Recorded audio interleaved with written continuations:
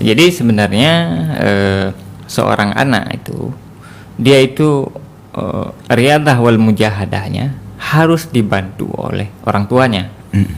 Jadi orang tua lah yang berperan untuk melatih anak sejak dini agar terbiasa hidup dengan sabar dan menghadapi persoalan kehidupan itu dengan sabar. Nah, misalnya bagaimana orang-orang tua kita dulu saat kita pulang tawo rumah umpama dari TMN dudo tanyo mengadu pada orang tua, menyalahkan si A si B, kemudian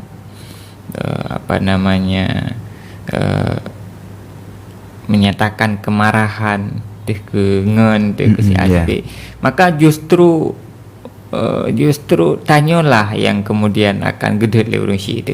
Urung si tanyo mencoba untuk meluruskan, mencoba untuk meluruskan, paling tidak mentakwilkan kesalahan-kesalahan tanyo. Nah, sebenarnya itulah cikal bakal tanyo dilatih untuk sabar. Dilatih untuk sabar. Misal secara eksternal, hana mungkin tanyo bisa menjalani kehidupannya dengan tenang tanpa adanya kesabaran. Bahkan karena dengan kehidupan eksternal, tanyo pasti jina hitam putih, pasti na yang galak katanya, pasti na yang hana galak katanya, pasti na yang memuji, pasti na yang mencaci, pasti ada yang suka, pasti ada yang tidak suka. Dan tanyo hana kemampuan kan, tanyo hana kemampuan untuk memaksakan orang agar semua suka sama kita, agar semua senang sama kita, dan agar semua orang memuji kita. Itu tidak mungkin dilakukan. Nah, pasti ada saja yang suka mencaci atau menggibah atau dan memfitnah dan seterusnya. Nah, apabila kita tidak mampu merespon itu dengan tenang, menghadapi itu dengan sabar, maka itu akan menjadi perusak yang bisa merusak kehidupan kita sendiri. Sehingga menyutanyo hana sabar ketika terdengar umpama tanyo dicaci sama orang atau tanyo dihina oleh orang lain, kemudian tanyo istilah haji tanyo jiwa tanyo menjadi tergoncang dan panas.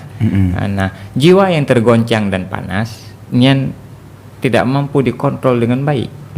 Nah, tidak mampu dikontrol dengan baik. Sehingga Imam Ghazali mengatakan bahwa bagi syaitan salah satu pintu untuk masuk membawa pengaruh-pengaruh jahat bagi manusia adalah lewat pintu ghadab, lewat pintu marah, tidak sabar. Numpamakan syaitan yang ketika bermain-main dengan orang yang tengah bengeh, ibarat lagi anak mit main bola. Jadi gule kedehnya ihengan ikem-kem keroi. Jadi begitulah kita dipermainkan oleh syaitan saat kita marah. Nah, makanya orang-orang tua dulu, urung syik tanya zaman, maka gelatih tanyo sejak dini. Gelatih tanyo sejak dini. Ketika tanyo misalnya marah pada satu orang, maka para orang tua kita dulu menetralisir, setidaknya mentakwil. Jadi ipoh long, panenai ipoh, hana sengaja. Jadi itu untuk apa? Untuk meredam, untuk meredam kemarahan agar kita terbiasa mentakwil, agar kita terbiasa mentakwil kesalahan, dalam tanda kutip kesalahan orang yang bisa saja jadi, bisa jadi itu memang bukan kesalahan yang disengaja. Itu satu. Yang kedua, para orang tua ini harus melatih anak-anaknya untuk dan mempersiapkan anak-anaknya untuk menjadi anak dan orang yang kemudian tumbuh sanggup menghadapi beban dan tantangan. Nah, disinilah mengapa bagi seorang yang memiliki anak menjadi tidak baik memanjakan anak-anaknya dengan berbagai macam kemudahan, kemewahan tanpa menjelaskan secara rinci bahwa kehidupan ini tidak selamanya sesuai dengan yang diharapkan. Jadi perlu bagi siro urunsinya untuk melatih anak. Nah, untuk melatih anak bahwa kadang-kadang nawate yang tanyo akan tu lagi yang tak inginkan, nawate yang hantu dalam tak inginkan. Sehingga kita perlu melatih umpama mesti soal makan, Ya. soal makan minum.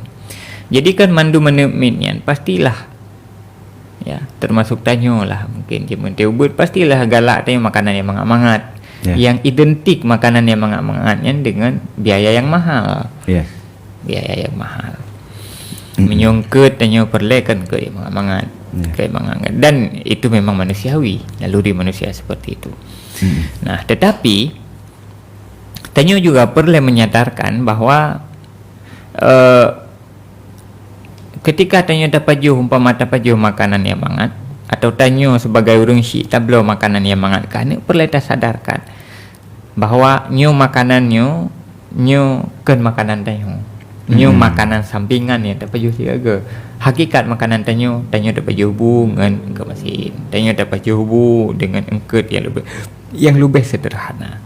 Jadi perlu pakai nantinya perlu terlatih dan selalu tanya perlu jelaskan karena untuk mempersiapkan anak menghadapi kehidupan yang menyenangkan itu gampang. Jadi mandu menemin akan kemudian akan tumbuh menjadi orang yang sanggup menerima kehidupan yang layak dan sanggup menghadapi kehidupan yang layak, kehidupan yang menyenangkan. Jadi terima bahagia, terima senang yang mendum Tetapi untuk mempersiapkan orang mampu menghadapi hal-hal berat, mampu menghadapi tantangan-tantangan hidupnya, inilah yang harus kita upayakan sejak dini. Makanya anak tanyonyo harus persiapkan untuk siap susah.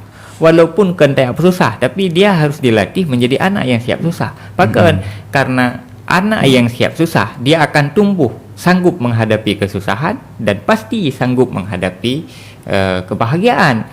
Tetapi menyuani tanyo hanya terpersiapkan untuk sanggup menghadapi bahagia, apa jadinya jika kemudian nasib dalam hidup kemudian hana sebahagia dan hana seperti yang dibayangkan, maka dia akan stres. Jadi anaknya kemudian akan tumbuh stres, akan tumbuh putus asa dan akan tumbuh dengan kehilangan rasa percaya diri. Nah, jadi dari awal kan harus dilatih. Jadi dilatih, anaknya dilatih dalam bentuk penjelasan dengan lidah dan juga harus dilatih dalam bentuk-bentuk yang lebih nyata.